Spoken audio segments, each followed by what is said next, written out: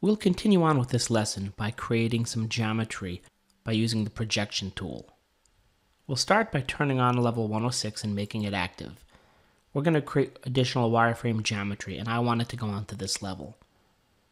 However, we're going to turn on level 10, which is our part geometry, and turn off level 101, which is our solid that we created. The reason is because I want to start working on this geometry right here and extract these edges and put them onto my wireframe level. I'll start by going to the wireframe tab, and then I'll click on project. The prompt tells me to select the entities to project. I'm going to select these three edges here, as well as this flat edge right here. When I'm done, I select End Selection, and as you can see, I can now project the geometry using the settings over here.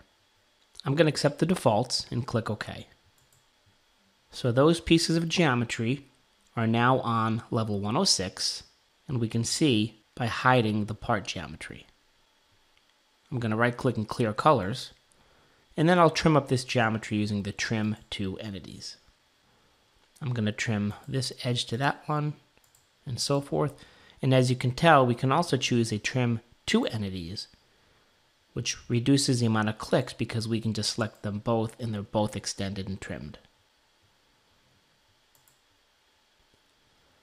Now I'm going to apply fillet to the two corners I just trimmed. This will be a 17mm fillet, as well as this one here. Now obviously we didn't have to trim them, we could have just used the fillet command, which would have trimmed and created the fillet at the same time. Let's go to the Home tab and select the Analyze Entity button to check out the value of this arc right here. As you can tell, it is defined as an arc, and it's defined as 16mm of a radius. Now if we turn on our solid for a minute, this geometry, which we're going to extrude into a solid, perfectly fits this arc.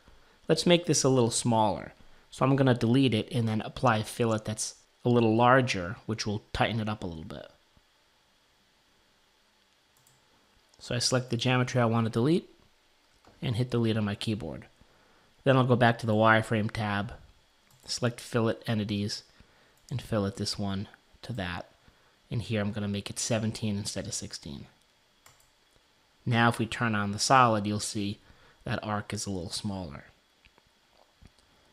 So when we extrude this into a solid feature and extrude it into this hole here, this feature will hold the chain guard using this flat edge here, this edge right here, and this flat edge right here.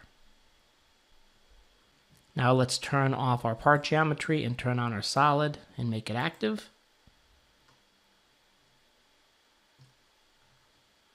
And we'll take this and extrude it up using the solids command.